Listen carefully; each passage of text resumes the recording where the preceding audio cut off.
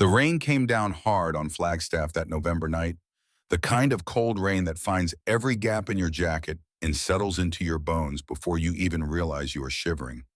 The kind of rain that makes a person feel invisible.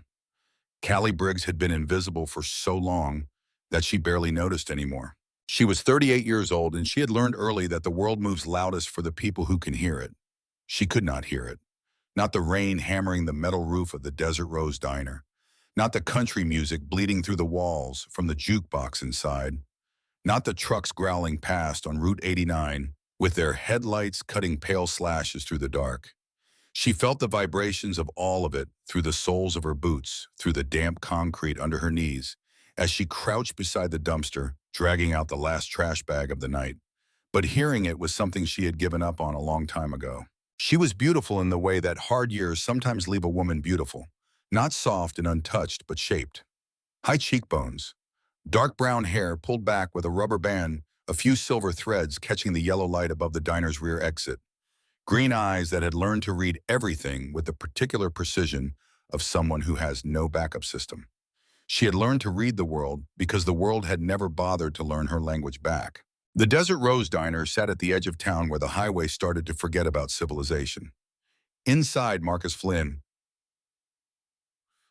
ran the place with the particular meanness of a small man who had been given just enough power to ruin someone's day. He was 51, thick-waisted, with a face that had been designed to deliver bad news. He paid Callie $8 an hour, cash, no contract, no record. He knew she could not negotiate by phone. He knew she had nowhere else to go. He had made sure of both those things the day he hired her. She had been working at the Desert Rose for 14 months. She slept in the back of her 2003 Ford F-15, parked in the far corner of the lot away from the security light. The truck had a cracked rear window sealed with tape and a heater that worked about 60% of the time.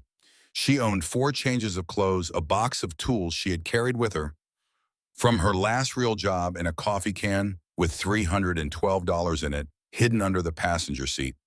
That was the sum total of Callie Briggs at 38 years old. She had not always been this. Once she had been a certified automotive technician with a job at Hendricks Auto in Tucson, a small apartment with actual furniture and something close to a routine. Then 4 years ago, a drunk driver had run a red light on a Tuesday morning and hit her car on the driver's side. She had walked away mostly, but the impact had taken what remained of her hearing, the thin 20% she had nursed and protected her whole life, and reduced it to almost nothing. She lost her job 6 weeks later. Her employer said liability. Her landlord said 30 days. The world said sorry and kept moving. She had been moving ever since. She tied off the trash bag and heaved it into the dumpster, then straightened and pressed both hands into the small of her back.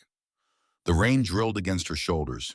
She needed to get back inside, mop the kitchen floor, and then she could go sit in the truck and eat the half sandwich she had saved from the prep counter, and maybe sleep before Marcus unlocked the doors at 5:30 in the morning. That was when the light caught her eye. It was not a light that belonged there.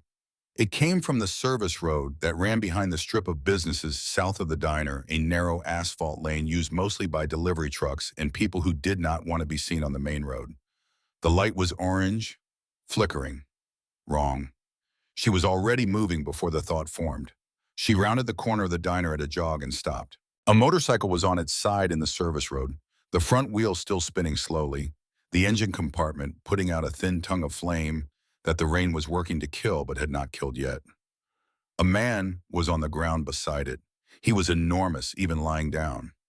6'3", at least built like something quarried rather than born, wearing a leather vest over a dark flannel shirt. The vest had a patch on the back. She could not read it from this distance.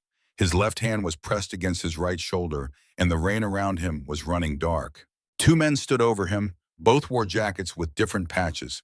Both had their backs to Callie. One of them was leaning down toward the man on the ground, and even without hearing, she could tell from the angle of his body that he was saying something slow and deliberate, the way people speak when they want to make sure the other person understands this is serious. The second man had something in his right hand. Callie registered all of this in about 2 seconds. Her brain ran the numbers. The man on the ground was bleeding. The 2 standing men were not helping him. The thing in the second man's right hand was a gun. She went back around the corner, picked up the length of iron pipe she had been using to prop open the dumpster lid, and came back at a run. Later, she would not be able to explain the decision in any way that made logical sense. She was a 38-year-old woman who weighed 137 pounds soaking wet, which she currently was. She was deaf. She had no phone in her pocket because Marcus did not allow personal phones during shifts. She had a pipe that she used to hold open a dumpster. What she had beyond that was the particular courage of someone who has already lost most of what she was afraid to lose. Fear needs something to protect. Callie had very little left to protect. That made her dangerous in a way she did not fully understand about herself. She came around the corner fast, and the two men heard her before they saw her. The one without the gun turned first. She hit him with the pipe across the forearm hard, the kind of hit that does not care about consequences. He went sideways with his mouth open in a shape that was probably a shout. The one with the gun swung toward her, and she did not stop moving. She dropped her shoulder and drove into his midsection. The gun went somewhere into the rain and the dark. The man went down. The first one was back up. He shoved her and she stumbled over the man on the ground and went to one knee. The man on the ground grabbed her wrist as she fell, not to stop her. She looked down. His eyes were open. He was not grabbing her to pull her down. He was holding on. She got back to her feet. The first man was looking at her and then looking at his partner, who was still on the ground, and then looking at the motorcycle, and he made the calculation that people make when they realize the situation has become more trouble than it is worth. He said something to his partner. His partner got up. They went down the service road at a fast walk that became a run, and then the dark took them. Callie stood in the rain for a moment. Her hands were shaking. The iron pipe was still in her right hand. She set it down carefully, the way you set something down when you realize your hands are not entirely reliable right now. Then she knelt beside the man. His right shoulder was the problem. She could see it now, a dark, wet, spreading stain in the fabric below his collarbone on the right side. Not a knife. Knives left different shapes. This was a bullet wound, or she did not know anything, and she had grown up in enough rough places to know something. She stripped off her diner apron, folded it into a tight square, the way her mother had once shown her how to make a compress from whatever was available, and pressed it against the wound. The man's jaw tightened. His eyes found her face. She looked at him and did something she did rarely with strangers, because strangers did not usually respond well. She signed with her free hand, keeping the other pressed flat against the wound. She signed the letter S and then pointed at herself. "Stay, I am here." He stared at her hand, then back at her face.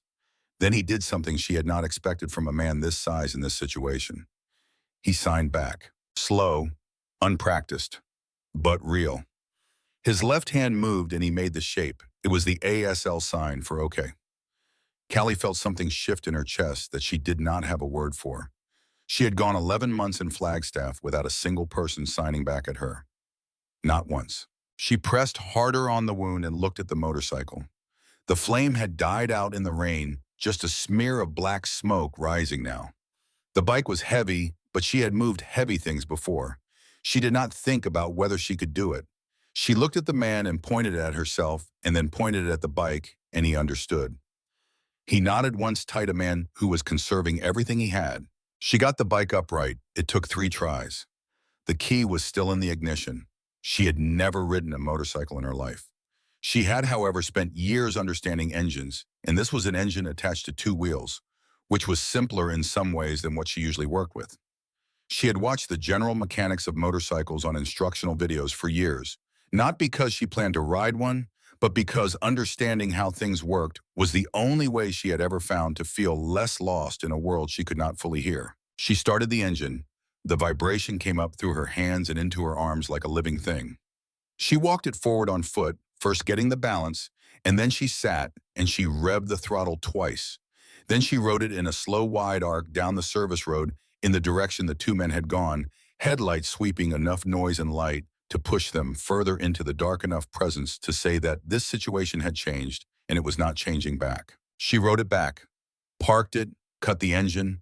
Then she went back to the man and knelt down beside him again and put her hands back on the wound. His eyes had stayed open the whole time. He was watching her with an expression she had seen before on people who have just had their assumptions about the world adjusted without warning. She looked at him steadily. His face was rough and lined, a face that had been outdoors and in trouble for most of its life. Gray beard close-cropped, a scar along his left jawline that was old enough to be white. His eyes were dark brown and very alert for a man who was bleeding in the rain. He lifted his left hand again. Slow. He signed the word for name, then pointed at her. She signed back. Callie. He closed his eyes for a moment, breathed, then opened them and signed clumsily but clearly enough. Rex. She nodded. He signed one more thing. Two signs careful and deliberate, the way you speak when every word costs you something. My wife. Then he touched the space where a ring would have been. The finger was bare. He shook his head once. Gone. She understood. She did not know what to say to that, so she did what she always did when words were impossible. She just stayed. She kept her hands on the wound, and she stayed in the rain with him until the sound she could not hear, but could feel through the ground, began a low rhythmic vibration coming up through the asphalt, growing, multiplying. Motorcycles, many of them. She looked up and saw the headlights come around the far end of the service road. Not two or three, many. They came in a column filling the narrow lane, their lights sweeping across the wet asphalt and up the diner wall and across her face. She counted without meaning to. She got to 26 before she stopped counting and understood that they were not going to stop coming. She did not run. Running had never helped her much anyway. The bikes stopped. Men climbed off. Big men, most of them wearing the same kind of vest as Rex, the same patches. They came toward her, and she held her ground over Rex with her hand still on the wound. One of them, a man the size of a refrigerator with a blonde beard, reached toward her, and she looked at him hard enough that he stopped. She pointed down at Rex, then made the sign for pressure. Keep pressure. She took the man's hand, which was about twice the size of hers, and placed it flat over the apron compress. He held it. He did not argue. She stood up. There were 31 of them in the service road now, and they were all looking at her, and none of them knew what to do with what they were seeing. Then Rex said something from the ground. She could not hear it, but she watched every face in that group change at once. They all looked at Rex, then back at her.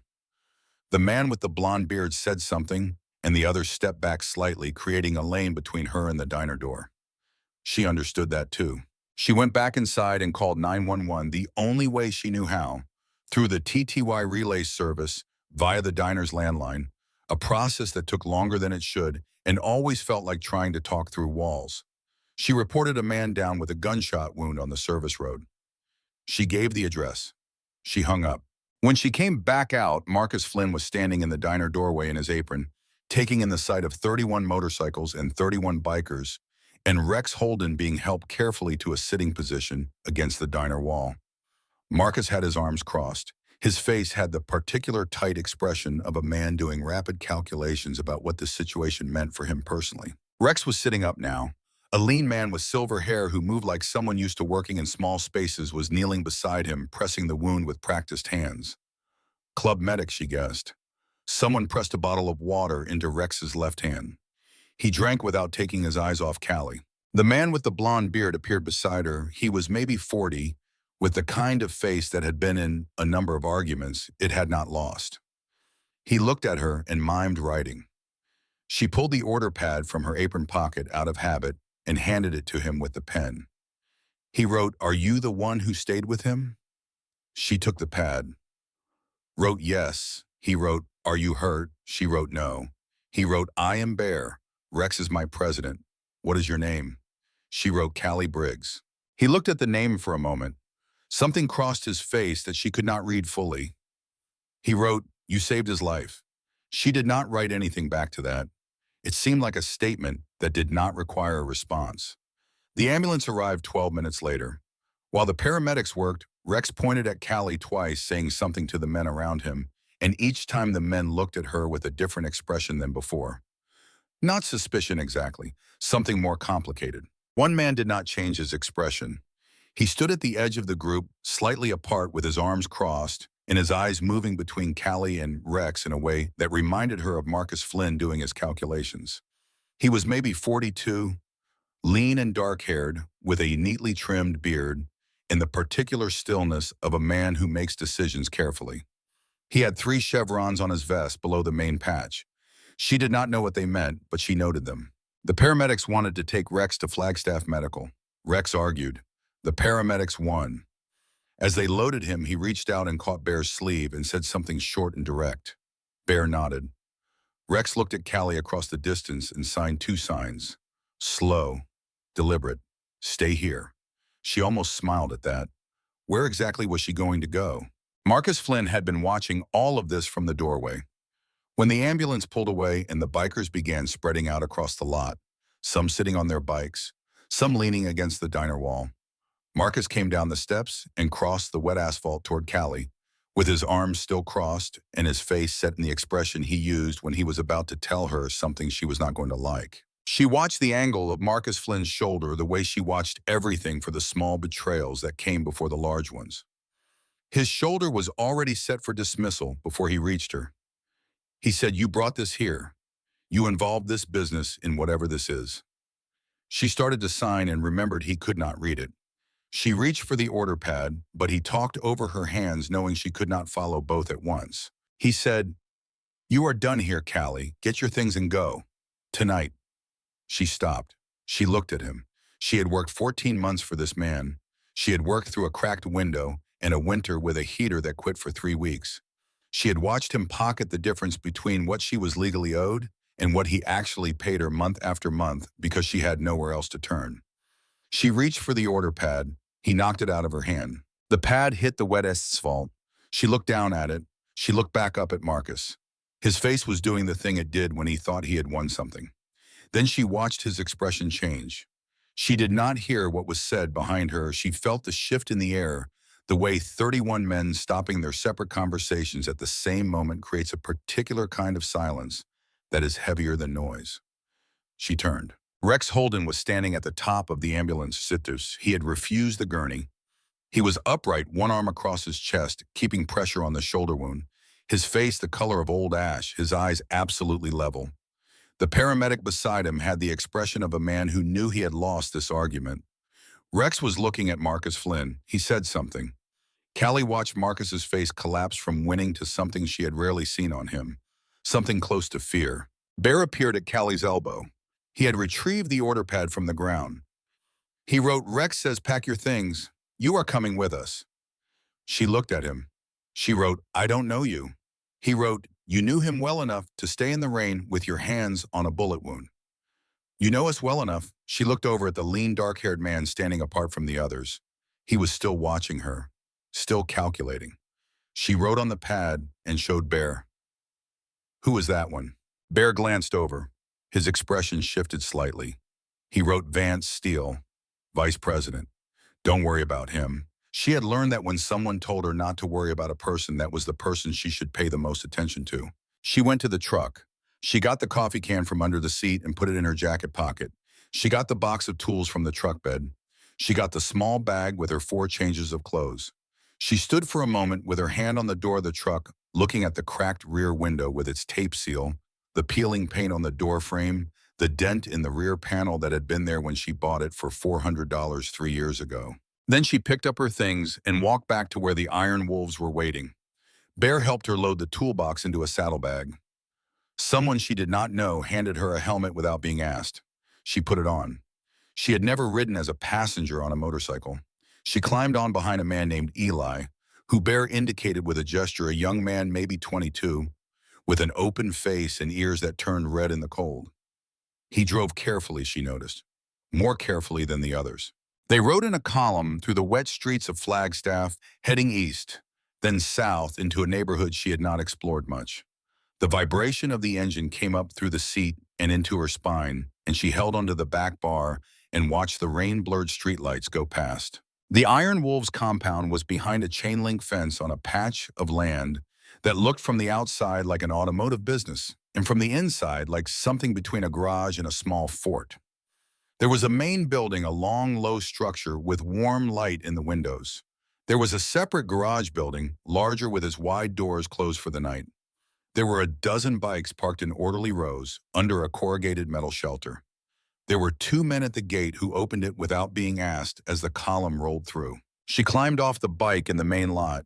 Her legs were stiff. The cold had gotten into her properly during the ride. Bear materialized beside her. He wrote on a fresh page, "We will get you inside. Rex will be at the hospital a few hours.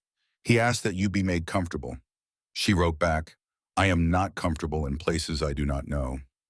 He looked at what she wrote. Then he wrote, "Neither are we, but Rex says you are here, so you are here." She followed him inside. The main building had a common room with couches and a long table and a kitchen at one end. It smelled like coffee and motor oil and something cooking that she could not identify, but that made her realize how long it had been since she had eaten an actual meal. There were 8 or 9 men inside, and they all looked at her when she came in the way that rooms look at things that do not belong. A woman came out of the kitchen. She was maybe 60, solidly built with silver hair cut short and reading glasses pushed up on her forehead, and an expression of absolute practical warmth that Callie had encountered maybe 3 times in her life. The woman came directly to her, not hesitating, not doing the thing people sometimes did when they were not sure how to approach someone deaf, the slight widening of the eyes and the exaggerated mouth movements. This woman just looked at her directly and spoke clearly and at a normal pace. She said, "I am Diane Keller. My husband is Hawk. Come sit down and I will get you something warm." Callie read her lips without difficulty. She nodded. She sat at the far end of the long table where she could see the room, and Diane brought her coffee and a bowl of chili that was still warm from dinner. Callie ate without speaking. The men in the room did their thing and left her to her thing, which was the first social contract she had encountered in a long time that felt respectful. Vance Steele came in while she was eating. He sat at the other end of the table. He did not look at Callie directly. He looked at his coffee cup, and he looked at his phone, and he looked at the door, and all of this looking at other things had the quality of a man thinking very hard about something he did not want anyone to see him thinking about. She kept her eyes on her bowl and watched him indirectly. It was a skill that developed naturally when you could not rely on sound to know what was happening behind you. Men like Vance Steele always believed that if they did not look at you directly, they were invisible to you. They were wrong about that. Rex came back from the hospital at 1 in the morning. She knew because the room changed a general straightening and reorientation the way rooms orient toward a particular gravity. She looked up, and he was standing in the doorway with his right arm in a sling, and his color returned somewhat, and his eyes going around the room in the unhurried way of a man counting what is his and what is not. His eyes stopped on her. He walked to the table and sat down across from her. Diane put coffee in front of him without being asked. He wrapped his good hand around the mug. He looked at her for a moment. Then he signed. Slower than someone who had used the language recently, with the careful retrieval of a man going back to something he had not practiced for a while but clear. His hand said, "My wife taught me. Dorothy, she taught deaf children at a school here. She died 3 years ago." Callie looked at his hands, then at his face. She signed back, "I am sorry," he nodded. He signed, "You rode my bike." She signed, "I moved it." He almost smiled. It was a very small, almost smile, but it was there. He signed, "Where did you learn to fix engines?" She signed, "Everywhere." "Anywhere." 14 years. He looked at her hands when she signed, not at her face the way people sometimes did because they were not sure where to look. He looked at her hands, which was correct, which was where the language lived. Dorothy had taught him to look at the hands. He signed, "You have somewhere to go after tonight." She was quiet for a moment. Then she signed, "I have a truck." He understood what that meant. His expression did not change, but something behind his eyes did. He signed, "You are here tonight. We talk more tomorrow." She signed, "The men who came for you. They will come back." He signed, "Yes." She signed, "I was in the way of that." He signed, "Yes." She signed, "That is a problem." He signed, "It is my problem now, not yours alone." She looked at him. She had no reason to believe that. She had spent 4 years being told that things were other people's problems and then discovering that they were in fact hers alone. But there was something in the directness of Rex Holden that was different from the things she had been told before. He was not reassuring her. He was making a statement of accounting. This happened. That created this condition. These are the facts. She could work with facts. She nodded. Bear showed her to a room at the end of a hallway, A small room with a bed and a lamp and a door that locked from the inside. He wrote on the pad, "No one will bother you. You are safe here." She wrote back, "Bear is not your real name." He grinned at that. He wrote Raymond, "But do not tell anyone." She wrote, "Good night, Raymond." He left. She locked the door. She sat on the edge of the bed with her hands in her lap and looked at the wall and let the evening run through her head from the beginning. The flame, the man on the ground, the pipe in her hand, the two men going into the dark. Rex's hand signing, his wife, Dorothy, the column of bikes in the rain. She reached into her jacket pocket for the coffee can and set it on the nightstand. $312. Then she reached into the outer pocket of the toolbox, the one she never opened at work because it was personal, and she took out the thing that had been in there for 4 months since she had cleaned out her storage unit in Tucson and found it in a box of her father's things that the facility had held for 3 years before billing her for disposal. It was a padded envelope sealed. The address on the front was not hers. It was written in her father's handwriting, which she recognized from the few birthday cards she had received before his cards had stopped coming when she was 8 years old. The address said Dorothy Holden, and below that an address in Flagstaff that she had looked up once and recognized as a school for deaf children that had closed 2 years ago. She did not know who Dorothy Holden was. She had not known 4 months ago that there was a man in Flagstaff named Rex Holden whose wife had been named Dorothy. She had carried the envelope in her toolbox because throwing away something her father had addressed felt wrong, even though her father had given her very little reason over the years to preserve his intentions. She set the envelope on the bed next to the coffee can. She looked at the two things side by side. $312. An envelope addressed to a dead woman by a man she barely knew. Through the locked door, she could feel very faintly the vibration of voices and boots on the floor of the common room. 31 men in the building around her, and one of them was sitting up in the dark somewhere, thinking his calculations through. She did not know that yet, not exactly. She only knew what her body told her, the way it always told her things through vibration and instinct, and the reading of faces, and the weight of a room. Something in this place was not settled. Something was watching her and deciding what she was worth. She had been worth very little for a long time. She had stopped arguing with that assessment. But tonight she had ridden a stranger's motorcycle into the dark to run off men with guns, and the stranger had signed back to her in the rain, and that was something she had not predicted and could not yet categorize. She lay down on the bed without taking off her boots. The envelope was on the nightstand next to the coffee can. The door was locked. The room was warm. For the first time in 4 years, she was not cold. She closed her eyes and let the vibration of the building hold her, the footsteps in the engines and the 31 men who did not yet know what she carried in her toolbox, and she slept. She woke before dawn to the vibration of boots in the hallway outside her door.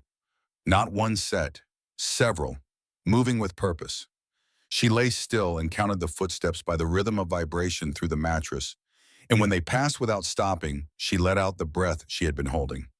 She dressed in the dark. She put the envelope in her inside jacket pocket and the coffee can in the outer one. Old habit, everything that mattered on her body when she slept somewhere new. The common room was empty except for a man she did not know sitting at the table with coffee and a shotgun laid flat in front of him, which was apparently a normal morning in this place. He looked at her and nodded. She nodded back. She went to the kitchen and found the coffee pot and poured herself a cup and stood at the window watching the compound come alive in the gray early light. The garage doors were open. She stood with her coffee and looked at it from across the lot. It was a serious building, wide enough for 4 vehicles side by side, high ceilings, the kind of industrial lighting that was designed to show you everything you did not want to miss. She could see 2 bikes inside from this angle up on stands mid-repair. Organized shelves, a clean floor, a professional operation. Then she saw it.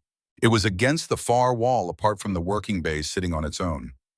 Even from this distance, she could tell it was not a current machine. The lines were different, older. A silhouette from another era, a motorcycle that had been built when motorcycles were still being figured out, when every part was a decision someone had made with their hands rather than a computer. It was covered in a canvas tarp, but the tarp did not hide the shape of it, the particular curve of the fender, the stance of it. She finished her coffee. She set the cup in the sink. Then she walked across the wet lot to the garage. The man working on the nearer bike was in his late 50s, wearing a canvas shirt with the sleeves cut off and reading glasses that looked wrong on a face that was otherwise entirely composed of angles and old decisions. His hands moved over the engine with the economy of someone who had been doing this for decades and whose hands had started to tell him about it. She noticed the slight stiffness in his right wrist, the way he paused before certain grip adjustments. He looked up when she came in. He did not sign. He watched her the way mechanics watch other people in their space, a professional assessment that had nothing to do with manners. She walked past him to the tarp. She pulled the edge of it back with one hand. The Indian Chief 1947 was the color of dried blood, or it had been once. The paint had oxidized and chipped, and in places was gone entirely down to bare metal that had started its own conversation with rust. The chrome had gone to fog. The leather seat was cracked along every seam. She put her hand on the tank and felt the texture of neglect under her palm. But the bones of it, the bones were something else entirely. She crouched beside it. She ran her fingers along the engine casing, reading it the way she had learned to read everything that mattered with her hands before you brought metal to metal and made things irreversible. She checked the cylinder heads. She looked at the carburetor and the magneto ignition and the primary chain case. She checked the condition of the flywheel. She looked at the state of the valves as best she could from the outside. She went around the whole machine twice, slowly touching and reading and cataloging. She did the math in her head, the particular arithmetic of broken things, what was wrong, what was recoverable, what would need to be sourced, how long. Then she stood up. She turned to the mechanic. He had put down his own work and was watching her with his arms crossed and his head tilted slightly. She looked around the garage. She found the whiteboard on the far wall with job scheduling written on it in blue marker. She picked up the marker. She wrote 4 words on the bottom of the board in letters big enough to read from across the room. "I can fix it." She put the cap back on the marker. She turned around. The mechanic with his reading glasses was no longer the only person in the garage. Bear was in the doorway, 2 other men behind him. One of them she did not know. One of them was Vance Steele, who had come in silently and was reading the whiteboard with an expression that gave nothing away. Bear looked at the words. He looked at Callie. He looked at the Indian Chief. He took out his phone and typed something and showed it to her. It said, "That bike has not run in 6 years. 3 certified mechanics have looked at it. Nobody can fix it." She took the phone. She typed back, "I am not nobody." Bear looked at what she had typed for a long moment. Then he showed it to the man beside him, who read it and said something. Then he walked to the hallway and she heard through the soles of her boots the particular vibration of someone climbing stairs fast. Rex came into the garage 4 minutes later. He was in yesterday's clothes with his arms still in the sling and his hair not yet dealt with, and the look of a man who had gotten perhaps 3 hours of sleep and was running on something more stubborn than rest. He looked at the whiteboard. He looked at Callie. He looked at the Indian Chief under its half-removed tarp. He signed, "You understand what that bike is." She signed, "It belonged to someone important." He signed, "The man who started this club. 40 years ago. He died 8 years ago, and this was his, and nobody has been able to start it since." She signed, "I know why." He looked at her. He signed, "Tell me." She held up one finger. Then she went to the toolbox on the nearest rolling cart and found a flashlight, and she went back to the engine and showed him. She pointed to the magneto ignition. She pointed to the primary chain. She showed him with her hands what had seized and what had degraded and what was missing, and what had simply never been looked for because the men who had looked before had been trained on modern engines, and this engine was not modern, and it did not speak the same language. Rex watched her hands move over the machine. Then he signed, "How long?" She thought about it honestly. She signed a 1 day, maybe more. "Depends what I find inside." He was quiet for a moment. Then he signed, "What do you need?" She signed, "Your tools, parts. I will write a list. To be left alone." He signed, "Done." Vance Steele said something from the doorway. Rex answered without turning around. Whatever he said, it was short, and Vance did not say anything else. He left.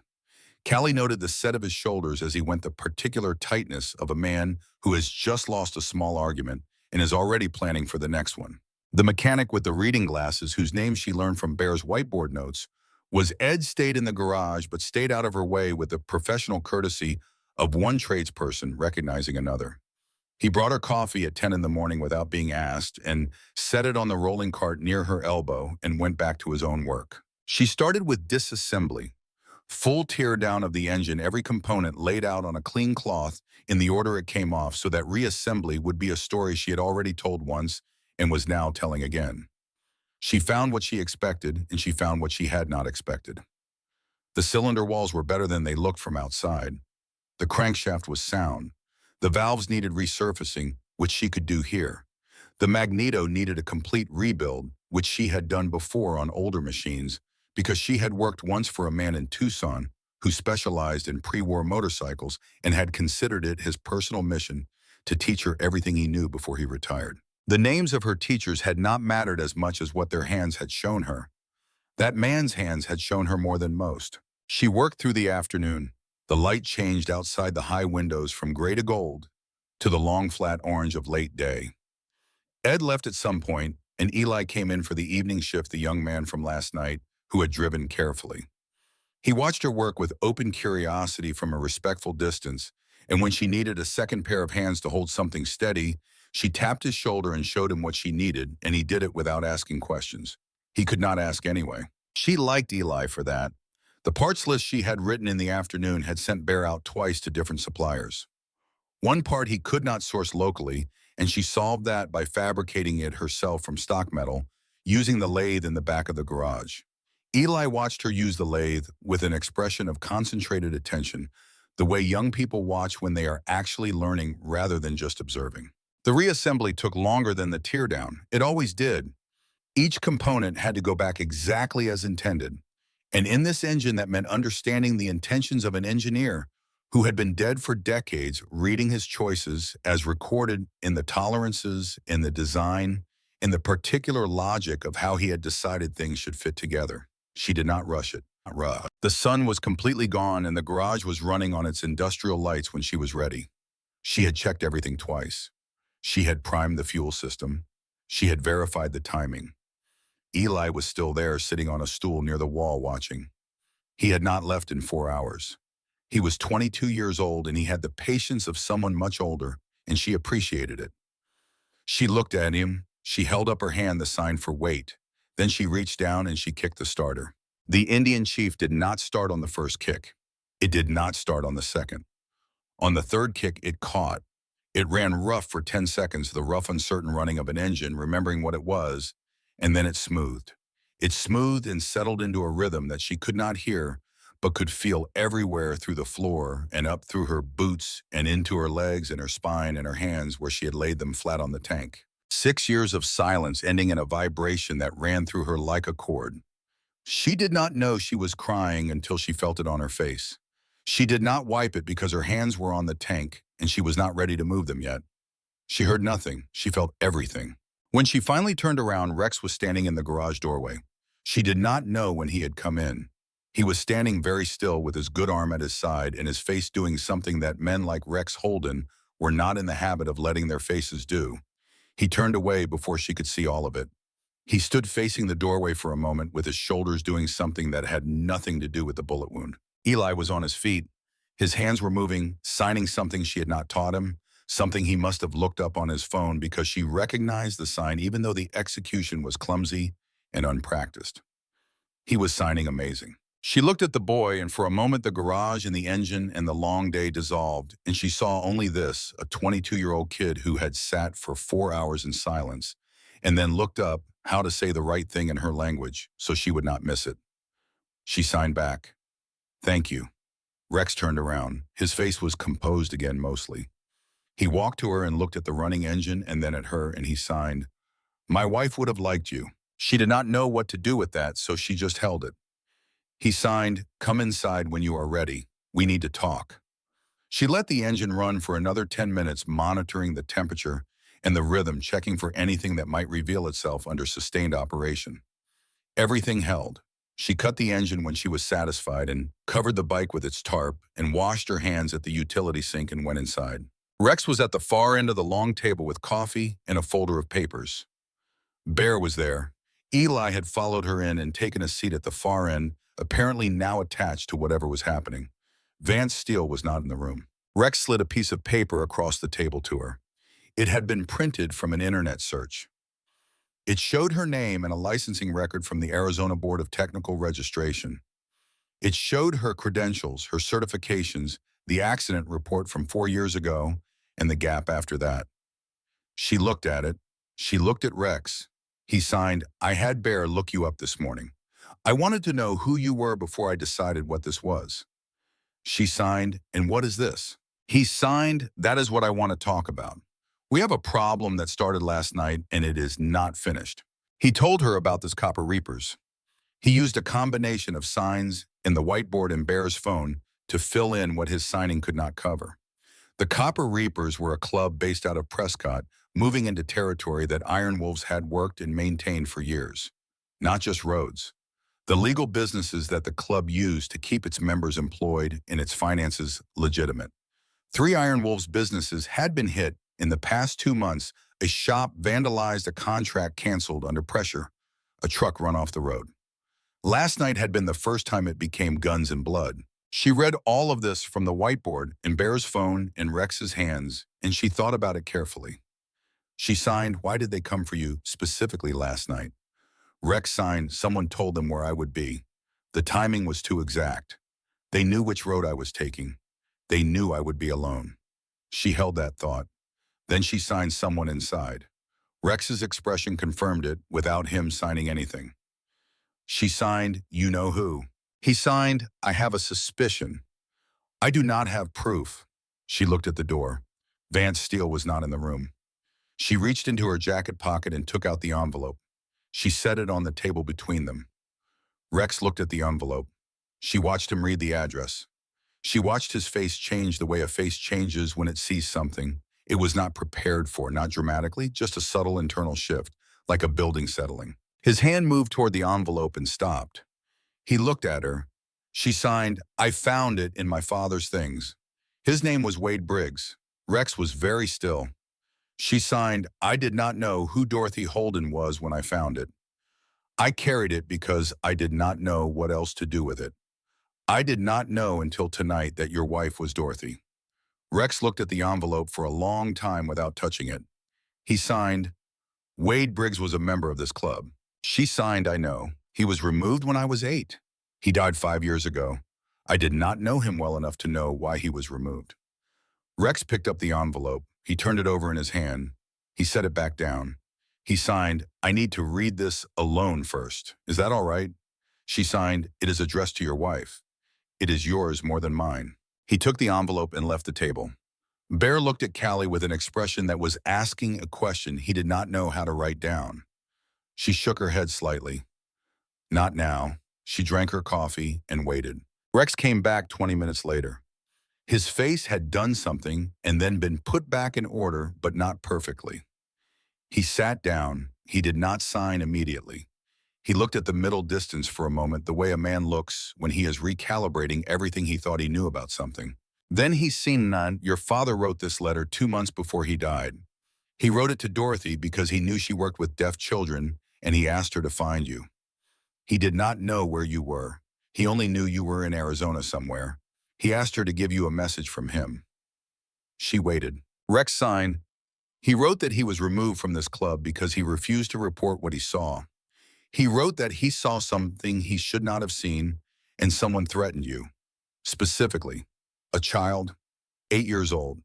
He said he chose silence to keep you safe and accepted the consequences. He said he was sorry he could not be your father because of it. He said he watched you from a distance when he could. He said you deserved someone to sign to you, and he was sorry he never learned how. The garage vibration was gone now, and the compound was quiet, and she was sitting in the stillness of those words. She did not cry. She had cried once today already, and she had a policy about doing things twice. She signed, "What did he see?" Rex signed, he wrote it down. He described a theft, weapons that went missing from a shipment passing through club territory. He described the man he saw taking them. He described being approached after and told to say nothing or his daughter would be hurt. She signed, "Who was the man?" Rex looked at her hands after she signed. Then he looked past her at the doorway and back at her. He signed, "Vance Steele." She heard it in the way she heard everything, not with her ears, but with the full weight of her body. She had known since last night. She had not known what she knew until this moment, but she had known it. She signed, "He is still here." Rex signed, "He has been here for 17 years. He is my vice president. He is the man who has been giving the Copper Reapers our movements." She signed, "You are sure?" He signed, "The letter gives me the reason. I already had the suspicion. Together, they are enough." She signed, "What do you do now?" He looked at her for a long time. He signed, "I need proof that Vance cannot explain away. A letter from a dead man is evidence of motivation but not of action. I need something current." She thought about the envelope and about Vance's face this morning, watching her at the whiteboard, and about the calculations she had seen him running. Then she thought about something else. She reached into her jacket and took out her phone. She opened the photo app. She had a habit, an occupational habit from years of documenting vehicle conditions for liability records, of photographing things that did not look right. Last night in the chaos of the ambulance, and Marcus firing her, she had photographed something without consciously deciding to. The instinct had fired and her hand had moved, and she had not looked at it since. She found the photo. She slid the phone across the table to Rex. It showed the service road behind the Desert Rose Diner. It was time-stamped at 9:47 in the evening. In the frame, partially obscured by the corner of the diner building, was a figure on a phone. She had photographed it because the figure was facing away from the scene, facing away from Rex on the ground and the ambulance arriving, and the posture was wrong, the posture of someone making a call they did not want observed. The figure was wearing the Iron Wolves vest. The 3 chevrons of the vice president were visible on the back. Rex looked at the photo. He looked at it for a long time. His jaw was set and his eyes had gone somewhere that was not this room. He slid the phone back to her. He signed, "Keep that." She picked up the phone. She signed, "What happens now?" He signed, "Now it happens carefully. If Vance knows, we know he will move first. He has been careful for 17 years. He will not panic, but he will act. I need a day to put things in the right order before we bring this to the full club." She signed, "He will know something has changed. You came back from reading that letter, and something is different in you." Rex looked at her. He signed, "You read people well." She signed, "I have had to." He was quiet. Then he signed, "Can you stay in the garage tomorrow? Work on other bikes. Look like things are normal." She signed, "I have been looking like things are normal since I was 8 years old. I can manage one more day." Something crossed his face. Not quite a smile, more like recognition. He signed, "My wife taught me ASL because she believed that language was the most important thing a person could give another person. She used to say that the worst kind of silence was not the absence of sound. It was when the right words existed and nobody chose to say them." He paused. His hands rested on the table. Then he signed the last part slowly, each sign deliberate, the way you say something you have been keeping for a long time. He signed, "Your father learned 4 signs from her. The last one he asked her to teach him was the sign for 'I love you.' He did not tell her why he needed it. She taught him anyway. She always taught anyone who asked. He made the sign, thumb out, index finger, up, pinky up, the other fingers folded down. The sign that meant 'I love you' in ASL. The sign her father had learned from Dorothy Holden and never had the chance to make to her." Callie sat with it for a moment. Then she made the sign back, not to Rex, just to the air between them, to the room, to whatever was listening. She signed, "Thank you for telling me." Rex nodded once. He stood and put his good hand flat on the table for a moment, the way a person steadies themselves when the ground has moved, and then he straightened and went to the door and called for Bear. And Bear appeared, and Rex told him something that made Bear look at Callie at once and then nod with the decisive nod of a man who has received clear instructions. She found out the next morning when she came into the garage to begin work and found Eli already there sitting on a stool with a notebook in his hand. He had opened the notebook to a page where he had written in careful block letters the ASL alphabet. He looked up at her. He pointed to the letters. He pointed to himself. Then he made the clumsy approximation of a sign she recognized as the sign for learn. She walked to the whiteboard and wrote "Y." He came to the board and wrote under her word, "Because you fixed what no one else could fix, and you did it without saying a word, and I want to know what you are saying." She looked at what he had written. She looked at him. Then she took the marker and drew the full ASL alphabet on the whiteboard large enough to read from anywhere in the garage each letter with its hand-shaped diagram. She wrote at the top, "Start here." He sat back down on his stool and opened his notebook and began to copy it. She went back to work. She was 40 minutes into the morning when she felt the vibration change. Not the steady background pulse of a working compound. Something sharper. A door and footsteps with intention. She looked up. Vance Steele was in the garage doorway. He was looking at her. His face was doing the calculations again, but the numbers had changed. She could see it in the set of his jaw and the stillness of his hands. He knew something had shifted. She did not know what had tipped him off, whether it was Rex's face at breakfast, or a conversation he had overheard, or simply the instinct of a man who had been careful for 17 years and had learned to read the moment when careful stopped being enough. She held his gaze. She did not look away. She kept her hands on the carburetor she was working on, and she looked at him steadily with the particular steadiness of someone who has already lost most of what there was to lose. He held her gaze for a long moment. Then he looked at Eli, who was bent over his notebook copying ASL letters and had not noticed Vance come in. Then Vance left. She gave it 30 seconds. Then she walked to Eli and tapped his shoulder. He looked up. She pointed at the doorway. She made the sign for go and pointed at the main building.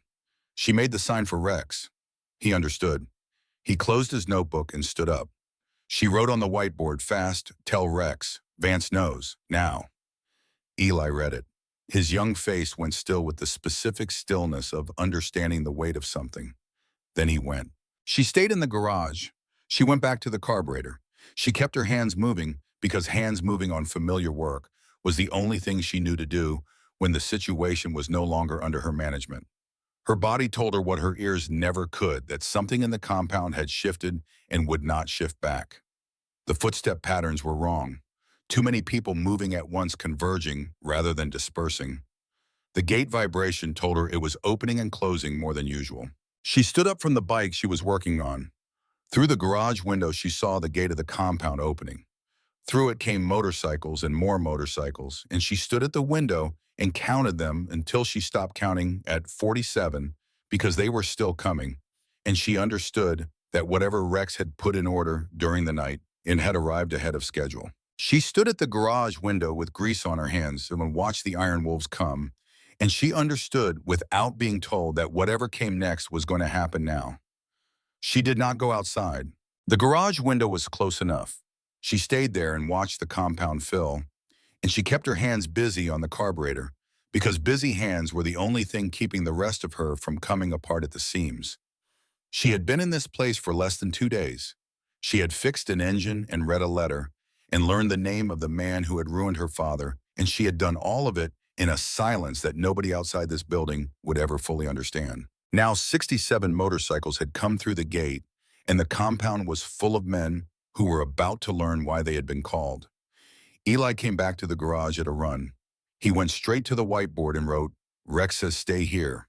Do not come out until Bear comes for you." She read it. She wrote under it, "What is happening?" He wrote, "Rex called a full club meeting. Everyone." She wrote, "How many?" He wrote, doing the count in his head, 67, with the ones coming in from Prescott and Williams. She looked at that number. 67 men who did not know her. 67 men who were about to be told that their vice president of 17 years had sold them out, had caused the wrongful removal of a member 2 decades ago, had been feeding their movements to an enemy club, had nearly gotten their president killed 2 nights ago on a service road behind a diner. Eli stayed. He sat on his stool and he did not open his notebook. He just sat, which she appreciated. An hour passed. The light through the window shifted. She finished the carburetor and moved to the next bike on the work order and started on the brake assembly. She felt Bear before she saw him. The particular weight of his footstep was distinct by now. He pushed open the garage door and came in, and his face was doing something she had not seen it do before. Not fear. Closer to the expression of a man who has watched something happen that needed to happen and is still processing the cost of it. He picked up the marker. He wrote, "It is done." She looked at the 2 words. She wrote Vance. He wrote, "Gone, club voted, unanimous. He left 20 minutes ago with his personal items and his bike, and he will not come back." She wrote gone, meaning left, or gone, meaning. He looked at what she had written. He wrote left. Rex does not do the other thing unless there is no other option. Vance knows what we have. He knows what happens if he talks. She wrote, what about the Copper Reapers? Bear wrote, Rex rode out with 30 men an hour ago to their main house in Prescott, not to fight, to show them what the math looks like now that their inside man is gone and their leverage is gone and there are 30 iron wolves outside their door. She wrote, that works. He wrote, Rex is very good at showing people what the math looks like. He has been doing it for 25 years. She put down the marker. Then Bear wrote one more line. Rex asked that you come to the main room when you are ready. The full club is there. He wants to introduce you properly. She read that and felt the particular cold that came with being looked at by rooms full of people. 67 men. She wrote, give me 5 minutes. Bear nodded and left. She washed her hands at the utility sink. She dried them. She looked at her reflection in the dark window glass. Not vain, just checking the way you check before you walk into something that requires you to be fully present. Brown hair coming loose from the rubber band. Green eyes that had been awake for 2 days. A face that had been through the last 48 hours and showed it honestly. She took her hair down and put it back up more deliberately. She straightened her jacket. She put the envelope in her inside pocket. She looked at Eli. He was already on his feet. He signed carefully the letters he had spent an hour copying from the whiteboard. His fingers were slow and the shapes were not all correct, but the intention was clear. He signed you. Ready. She signed back, yes. He held the garage door open for her. The main building was loud in the way that only became apparent when she walked in and felt it, the vibration of 67 voices and 67 sets of boots on a floor, the hum of it like a machine running at full capacity. The common room had been rearranged, the tables pushed to the sides, and the men were standing in the loose formation of a group that has made a hard decision and is still metabolizing it. They all looked at her when she came in. She had known they would. She walked in anyway. She kept her eyes level and her pace even, and she did not look at the floor. The floor has nothing to offer you. Keep your eyes up. Rex was at the far end of the room. He looked at her across the distance with an expression that was steady and deliberate, and she understood that he was telling her something with it, that she was not walking into something hostile, that this room was arranged the way it was because of a decision that had already been made. He signed from across the room, big enough for her to read clearly, come here. She walked through 67 men. They made room without being asked. Some looked at her with frank curiosity, some with careful neutrality, a few with expressions that were already warmer men who had heard the story of the service road and had formed an opinion. She reached Rex. He turned to the room and spoke. She watched the faces respond to words she could not catch, and she read the shape of the response. Bear appeared at her elbow with his phone out, typing a running transcription, tilting the screen so she could read it. Rex was saying, most of you have heard the basic story by now. 2 nights ago, this woman pulled a pipe out of a dumpster and ran at 2 armed men to keep me alive. She did not know me. She did not know what she was running toward. She did not do it for anything she thought she would get out of it. She did it because it was the right thing to do, and she did not stop to calculate the cost. Bear typed faster. Rex said yesterday she fixed the Indian. If you have not heard that yet, you will hear it now. 6 years and 3 professionals could not do what she did in 1 day working alone. Walt's machine is running again because of her. The room moved in a way she could feel through the floor, a collective shift of weight, something being received. Rex said, some of you know the rest of it. Some of you are hearing it now. Her father was Wade Briggs. He was one of ours, and he was removed from this club 20 years ago under circumstances that were not what we were told they were. We have the documentation now. We know the truth. The man responsible for what happened to Wade Briggs is gone from this club as of 1 hour ago, and he will not come back. She watched the faces process this. Some already knew. Some did not, and she watched them work through it. Rex turned to her. He signed private in the middle of the public room just for her. I want to say the rest of it in your language. Is that all right? She signed yes. He faced the room again, and he spoke and signed simultaneously, his voice for the room and his hands for her. He said, in signing, Wade Briggs was a good man who made the choice that any father would make when his child was threatened. He chose silence to protect his daughter. He paid for it for the rest of his life. He died without being able to tell her why. He tried to reach her through my wife because Dorothy was the kind of woman who helped people find each other. Dorothy is gone, but the message got here anyway. Callie is here, and this club owes her father a debt that we can only partially repay, but we are going to start today. He looked at her. He signed, "The club has voted. We are formally restoring your father's name in our records. Wade Briggs is cleared. His removal is stricken. His name goes back in the book where it belongs." She had maintained her policy through the garage and the letter and the conversation about her father's 4 signs. She maintained it now for approximately 15 seconds before it stopped being a policy she could enforce. She did not make a sound, but her face did what it did, and she put her hand over her mouth and she stood in the middle of 67 iron wolves and let it happen without looking at the floor. Someone pressed a bandana into her free hand. She used it. She straightened. Rex waited. He was patient in the way that people are patient when they understand that rushing a moment like this is a form of disrespect. When she was ready, she looked at him and nodded. Then the man with white hair stepped forward. He was 70 if he was a day leathery and deliberate in his movements, with a handshake that was gentle, in the way old men's handshakes sometimes are, when they have learned the difference between strength and force. He came through the crowd and he placed something on the table beside Callie, a small photograph, black and white, worn at the corners and soft from years of handling. A young man on a motorcycle looking straight into the camera, smiling in the uncomplicated way of someone who does not yet know what is coming. The old man said, and she read every word off his lips, "He gave me this to keep for him. He said, give it to her if she ever finds her way here. He called you his girl with the green eyes. He said you could hear things with your hands that most people could not hear with their ears." She had not known her father's face. There had been no photographs in the things the storage facility had kept. She had carried his handwriting for 4 months in a toolbox and had not known what he looked like. She pressed one finger to the photograph gently, the way you touch something you are not sure is real. The old man patted her hand once and stepped back. Rex waited until she looked up. Then he continued, voice and hands together.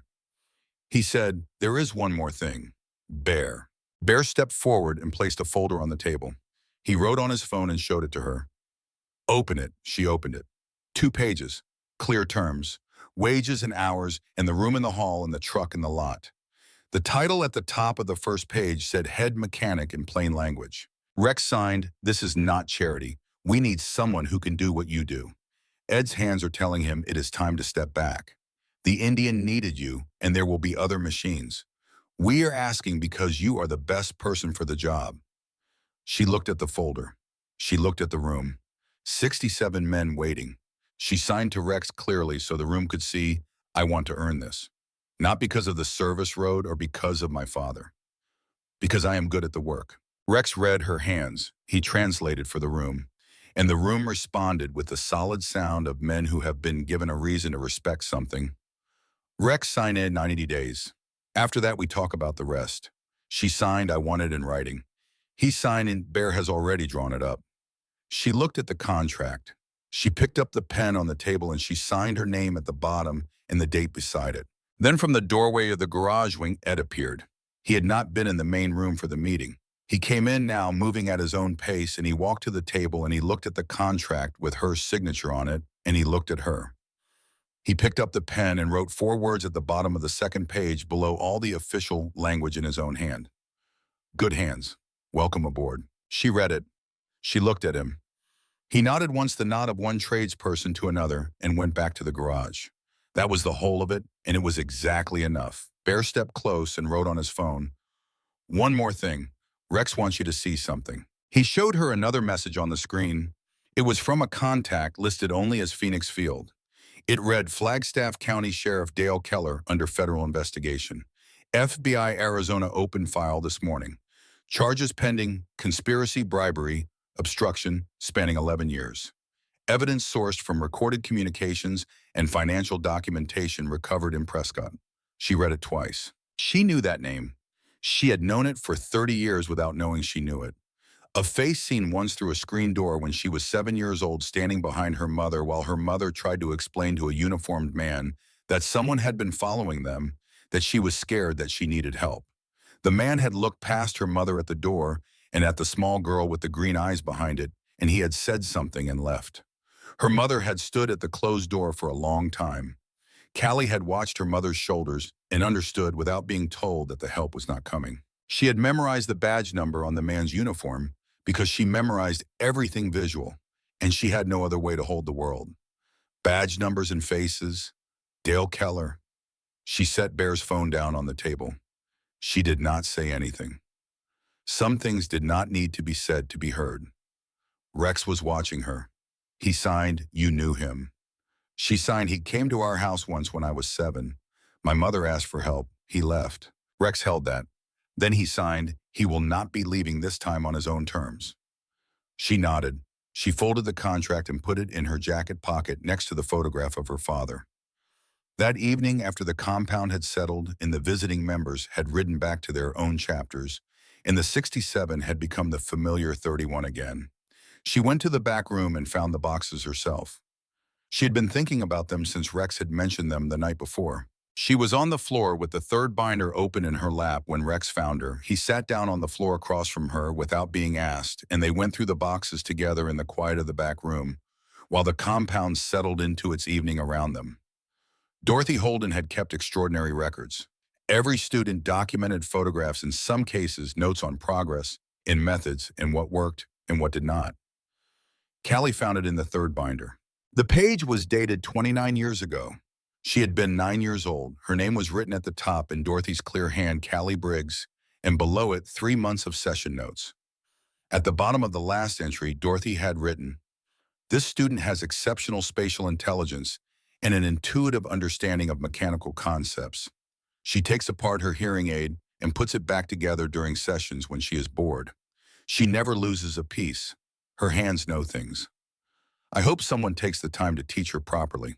Rex was watching her. She looked up. He signed, "She knew you." She signed, "She knew me." He reached out and held the binder with her, not removing it, just holding it with her, and she let him. And they sat on the floor together with Dorothy's notes between them, and the evening settling over Flagstaff and the compound going quiet outside. On Sunday morning, Rex found her in the garage and signed, "Come outside." She followed him to the main lot. The Indian chief was out from under its tarp. Someone had rolled it into the morning sun. The paint caught the light differently outside, less faded, more deliberate, the color of something that had earned its age. Rex stood beside it. He signed, "I want you to sit on it." She looked at him. She signed, "I am not a writer." He signed, "That is not what I said." She looked at the bike. She thought about the engineer who had built it in 1947 and the man named Walt who had ridden it for decades, and the 6 years it had sat silent, and the 14 hours her hands had spent inside it, bringing it back. She swung her leg over. The seat fit her differently than she expected. Better. She put both hands on the grips. The bike was not running. She did not start it. She just sat. The sun was on her face. The compound was quiet. A few men had drifted out and were standing at a distance, present without making a performance of it. She could not hear anything.